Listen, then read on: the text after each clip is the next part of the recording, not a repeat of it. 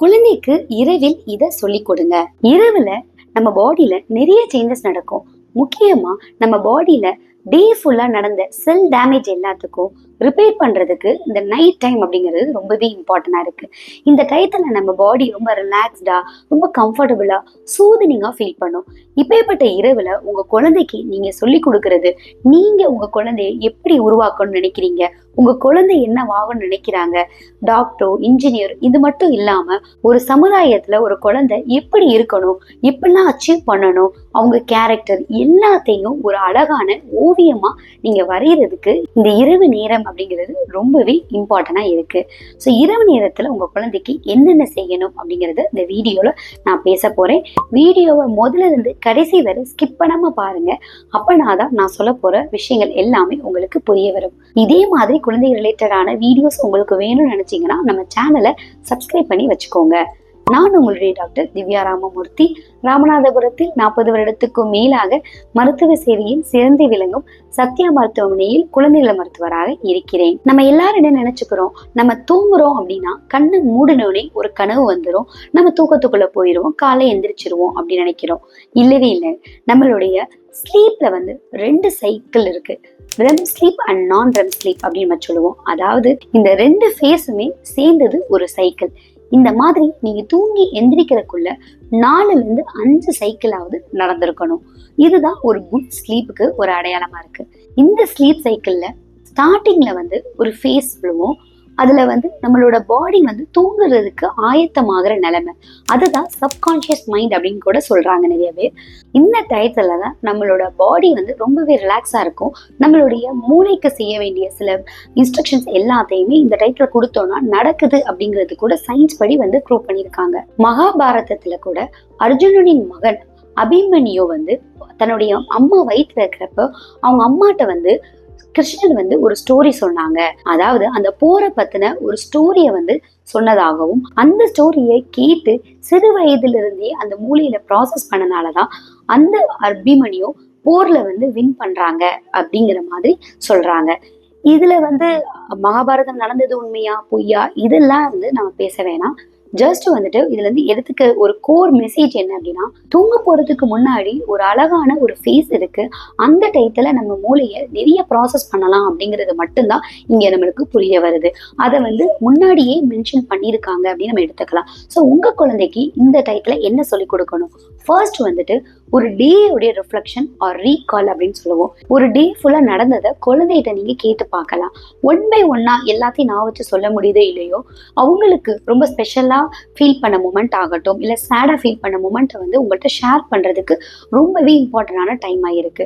நிறைய பேரண்ட்ஸ் சொல்லுவாங்க, நான் கேட்கிறேன் டாக்டர் இன்னைக்கு என்ன நடந்தது, ஆனா அவங்க சொல்ல மாட்டாங்க அப்படின்னு சொல்றாங்க. நல்லா பாத்தீங்கன்னா நிறைய குழந்தைங்க கொஞ்சம் ரிசர்வ்டா இருப்பாங்க. அம்மா அப்பாட்ட கூட பேச கொஞ்சம் தயக்கப்படுவாங்க.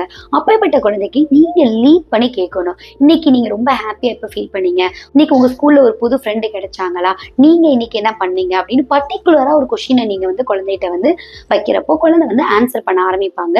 இன்னொன்று, இந்த மாதிரி குழந்தைகளை ஒரு ஓப்பன் அப் பண்றதுக்கு ஒரு ஹெல்ப்ஃபுல்லா இருக்க போகுது. நிறைய பேரண்ட் இங்க என்ன மிஸ்டேக்ஸ் பண்றாங்கன்னா, உங்க குழந்தை பேசுறாங்க அப்படின்னா ஜஸ்ட் நீங்க லிசன் தான் பண்ணணும்.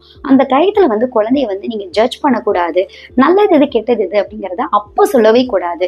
ஏன்னா குழந்தைக்கு ரொம்ப கம்ஃபர்டபுளா ஃபீல் பண்ணணும். ஃபர்ஸ்ட் ஒரு ட்ரஸ்ட் வரணும். என் அம்மா அப்பாட்ட எதை வேணா நான் சொல்லலாம். நான் தப்பே பண்ணியிருந்தாலும், இன்னைக்கு ஸ்கூல்ல ஒரு பையனை நான் அவங்களுக்கு கேட்காம ஒரு பென்சில் எடுத்துட்டேன், இல்ல அடிச்சுட்டேன், இந்த மாதிரி ஒரு விஷயம் நடந்திருந்தா கூட நீங்க அதுக்கு ரியாக்ட் பண்ணக்கூடாது. ஏன்டா இப்படி பண்ற அப்படின்னு சொல்லிட்டு நீங்க உடனே நல்லது சொல்றேன் அப்படின்னு சொல்லிட்டு ஆரம்பிக்க கூடாது. ஃபர்ஸ்ட் உங்க குழந்தைய நீங்க பேச விடணும். அவங்க பேசுற எல்லா விஷயத்தையும் நீங்க காது கொடுத்து கேளுங்க, ஜட்ஜ் பண்ணாதீங்க. இப்படி நீங்க பண்றப்போ டீப்ரீஃபிங் அப்படின்னு ஒண்ணு நடக்கும். அதாவது குழந்தைக்கு நாளடைவிலேயே ஓகே இந்த இடத்துல நம்ம தப்பு பண்ணியிருக்கோம் போல, இது நல்லது பண்ணியிருக்கோம் போலன்னு சொல்லி ரீகால் பண்றப்ப தான் யோசிக்கிறதுக்கு ஆயத்தமாவாங்க. ஸோ இந்த நிலைமையில சின்ன வயசுல இருந்தே பழகணும். செகண்ட், குழந்தைக்குன்னு ஒரு டார்கெட் இருக்கும், அதை பத்தி பேசுங்க. குழந்தையோட குரோத்தை பத்தி பேசுங்க. குழந்தையோட எய்ம் இப்போ ஒரு டாக்டர் ஆகணும் அப்படின்னு சொன்னாங்க அப்படின்னா, நீங்க பெரிய ஆளாகி டாக்டர் ஆகிறப்போ இத்தனை பேரை பார்ப்பீங்க, இத்தனை பேஷன்ஸ் பார்ப்பீங்க அப்படிங்கிற இப்படி ஒரு கனவு உலகத்தை குழந்தைக்குள்ள நீங்க செலுத்தணும். ஸோ இதுக்கு நீங்க ஆயத்தமாகணும். நீங்க இதை செய்யணும் அப்படிங்கிற ஒரு சின்ன சின்ன இன்ஸ்ட்ரக்ஷனை வந்து குழந்தைக்கு வந்து நீங்க வந்து சின்ன வயசுல இருந்தே சொல்லணும். அவங்களுடைய டேலண்ட்டை வந்து அந்த டைத்துல வந்து என்ஹான்ஸ் பண்ற மாதிரி நீங்க பேசணும். நெக்ஸ்ட் உங்க குழந்தையோட பாண்டை வந்து கிரியேட் பண்ணணும். பாண்ட் கிரியேஷன் சொல்றாங்களே அப்படி என்ன அப்படின்னா, உங்க குழந்தைகிட்ட நீங்க வந்து ஐ லவ் யூ அப்படிங்கிற வார்த்தையை வந்து அடிக்கடி வந்து சொல்லணும். ஒரு குழந்தையுடைய நல்லது என்ன, அந்த குழந்தைக்கு வந்து இது பிடிக்கும், இல்ல அவங்க இன்னைக்கு செஞ்ச ஒரு நல்ல விஷயங்கள் ஆகட்டும், இது எல்லாத்தையும் ஓப்பனா சொல்லி பாருங்க குழந்தைகிட்ட. இன்னைக்கு வந்து நீங்க வந்து இது அழகா செஞ்ச, அம்மா தண்ணி கேட்டேன், நீ வந்து மோந்துட்டு வந்த, நீ ரொம்ப பாசமான பிள்ளை, எனக்கு தெரியும், நான் சொல்ற எல்லாத்தையும் கேட்டுக்கிற அப்படிங்கிற மாதிரி பாசிட்டிவான விஷயங்கள் எல்லாமே அவங்களுடைய மூளையில வந்து புரியுற மாதிரி சில விஷயங்கள் வந்து நீங்க சொல்றது நல்லது. இப்படி தொடர்ச்சியா ஒரு சாஃப்ட் டோன்ல குழந்தைய வந்து நீங்க அப்ரிஷியேட் பண்ற மூலம், ஐ லவ் யூ அப்படின்னு சொல்றது மூலம் குழந்தைக்கு உங்களுக்கு இருக்கிற பாண்டை வந்து நல்லாவே கிரியேட் ஆகும். இந்த ஐ லவ் யூ அப்படின்னு சொல்றதுனால என்ன பெனிஃபிட் நடக்கும் அப்படின்னு பாத்தீங்கன்னா, குழந்தைகள் வந்து நாளைக்கு பெரிய ஆகுறாங்க, ஒரு அடலசன்ட் ஆறாங்க அப்படின்னா கூட லவ் அப்படிங்கிறது லவ்வர்ட்ட தான் கிடைக்கும் போல அப்படின்னு இல்லாம, இந்த உலகத்துல அம்மாட்ட கிடைக்கும், அப்பாட்ட கிடைக்கும், சிப்ளிங்ட்ட கிடைக்கும் அப்படிங்கிற ஒரு புரிதல் வந்து சின்ன வயசுலயே வந்து ஆரம்பிக்கும். ஸோ வீட்டுல முடிஞ்சளவுக்கு அதிகமா உங்க குழந்தைய கொஞ்சிறப்ப ஐ லவ் யூ அப்படின்னு சொல்லி நீங்க பாருங்க. உங்க குழந்தைக்கும் ஒரு பர்டிகுலர் எய்ம் இருக்கா, அந்த எய்ம் என்ன அப்படிங்கறத கமெண்ட்ல தெரியப்படுத்துங்க. உங்களுடைய கமெண்ட்டை நான் படிக்கிறேன். உங்க குழந்தைய ஹெல்த் ரிலேட்டடாவோ இல்ல டயட் ரிலேட்டடாவோ ஆன்லைன் கன்சல்டேஷன் வேணும்னு நினைச்சீங்கன்னா, டிஸ்பிளே தெரிகிற நம்பரை யூஸ் பண்ணி என்னோட ஆன்லைன் கன்சல்டேஷன் நீங்க பெற்றுக்கலாம். நெக்ஸ்ட், குழந்தைகிட்ட நல்ல அழகான ஒரு ஸ்டோரி சொல்லலாம். உங்களோட லைஃப் ஸ்டோரியை கூட சொல்லலாம். நீங்க இன்னைக்கு ஒரு ஒர்க்கிங்கா இருக்கீங்க, இல்ல நீங்க வீட்லயே இருந்தா கூட உங்கள்கிட்ட என்ன பாசிட்டிவான விஷயங்கள் இருக்கு அப்படிங்கறத குழந்தைக்கு வந்து நீங்க வந்து சொல்லி காமிக்கலாம். இல்ல உங்களோட ரிலேட்டிவ்ஸை பத்தி நிறைய பேர் என்ன பண்ணுவாங்க அப்படின்னா, அம்மாவை வந்து ஒண்ணு தெரியாத இப்படி பண்ணிட்டாங்கடா, அப்படி பண்ணிட்டாங்கடா, சைல்ட்ஹுட்ல நான் இப்படி நடந்துச்சுடான்னு நெகட்டிவான விஷயங்கள், தனக்கு நடந்த நெகட்டிவ் இம்பாக்டை வந்து குழந்தைகிட்ட வந்து டிஸ்கஸ் பண்ணுவாங்க. அது முற்றிலும் தவறு. நீங்க பண்ண சக்சஸ் ஆகட்டும், உங்களுக்கு நடந்த நல்ல விஷயங்கள் ஆகட்டும், கடவுள் கொடுத்த ஒரு கிஃப்ட், இந்த மாதிரி எந்த ஒரு விஷயமா இருந்தாலும் நீங்க அந்த டைத்துல வந்து டிஸ்கஸ் பண்றது ரொம்பவே அருமையா இருக்கும். நெக்ஸ்ட், ஒரு பெட் டைம் ரொட்டீன் அப்படிங்கிறத நீங்க செட் பண்ணணும். இன்றைய காலகட்டத்துல நிறைய குழந்தைகள் வந்து ஒரு 11 மணி வரைக்குமே தூங்காம இருக்கிறத பாக்குறோம். மினிமம் ஒரு 9 o'clock ஒரு குழந்தை வந்து தூங்குற மாதிரி நம்ம பார்த்துக்கணும். கடவுள் நம்பிக்கை இருக்கு அப்படின்னா கூட நீங்க ப்ரேயர் பண்ணிட்டு குழந்தைய வந்து படுக்க வைக்கலாம். இல்ல அப்படின்னா பாசிட்டிவான சில விஷயங்கள் வந்து குழந்தைகிட்ட வந்து சொல்ல வச்சு நீங்க வந்து தூங்க வைக்கலாம். ஸ்டோரி டெல்லிங் அப்படின்னா நிறைய பேரண்ட் என்ன பண்ணுவாங்கன்னா, குழந்தைக்கு ரொம்ப எக்ஸைட் பண்ற மாதிரி, இல்ல வந்து ரொம்ப வயலண்டான ஸ்டோரி தான் பிடிக்கும்னு சொல்லிட்டு அதெல்லாம் சொல்லுவாங்க. ஸோ அப்படி வந்து தூங்குறதுக்கு முன்னாடி கேட்குறாங்க அப்படின்னா, குழந்தையுடைய நியூரான்ஸ் எல்லாம் ஆக்டிவேட் ஆயிரும், பிரெயின் ரொம்ப ஆக்டிவா இருக்கும். ஸோ குழந்தை வந்து திரும்பி வந்து தூங்காம தான் போவாங்க. இல்லை ஒருவேளை தூங்குறாங்க அப்படின்னா கூட அவங்க ரொம்ப காமா தூங்க மாட்டாங்க. ஸோ ஸ்டோரி டெல்லிங் அப்படின்னா உங்க குழந்தைக்கு வந்து ஒரு மாரல் ஸ்டோரி ஆகட்டும், இல்லை சக்சஸ் ஆன ஸ்டோரிஸ் வந்து நீங்க சொல்றது ரொம்பவே, ஒரு ஃபேண்டசியான ஸ்டோரிஸ் கூட நீ வந்து நிறைய குழந்தைகளுக்கு பிடிக்கும். ஸோ நீங்க அந்த மாதிரி விஷயங்கள்லாம் ட்ரை பண்ணலாம். முக்கியமா தூங்க போறதுக்கு முன்னாடி இந்த கேஜெட்ஸ் வந்து அவாய்ட் பண்ணிக்கணும். ஸ்கிரீன் டைம் வந்து ஒரு 1 hour 2 hours முன்னாடியே வந்து ஸ்டாப் பண்றது நல்லது. குழந்தையுடைய மெமரி பவர்ல கூட இந்த ஸ்லீப் அப்படிங்கிறது ரொம்பவே அவசியமா இருக்கும். அது பிஃபோர் ஸ்லீப்பும் ரொம்பவே அவசியம். ஸோ அந்த டைத்துல வந்து நீங்க வந்து ஸ்கிரீன் டைம் கொடுக்கறனால குழந்தையுடைய மெமரி பவர் வந்து அஃபெக்ட் ஆகிறத பார்க்குறோம். இந்த ரெம் ஸ்லீப் அப்படிங்கிறதுல தான் நல்ல ட்ரீம் வரும். இது போக வந்து ஒரு ஷார்ட் டேர்ம் மெமரியா லாங் டேர்ம் மெமரியா மாற்றக்கூடிய சக்தி கன்சாலிடேஷன் அப்படின்னு நம்ம சொல்லுவோம்.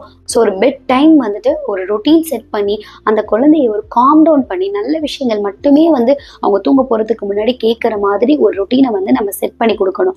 இதை எப்போ பண்ணணும் அப்படின்னு நிறைய பேரண்ட் கேட்பாங்க. ஏன்னா நிறைய பேரண்ட் என்ன சொல்லுவாங்க, நீங்க சொல்றதெல்லாம் ஓகே டாக்டர், ஆனால் டெய்லி பண்ண முடியலை, நான் ஒர்க் பண்ணிட்டு நானும் வரோம், நானும் இங்க தூக்கத்தை பார்க்கணும் அப்படின்னாங்க. வாரத்துக்கு அட்லீஸ்ட் ஒரு 2-3 நாள் வந்து நீங்க செய்யறது நல்லது. அது எவ்வளவு நேரம் பண்ணணும், 10 to 15 minutes மட்டும் நீங்க பண்ணா கூட போதும்.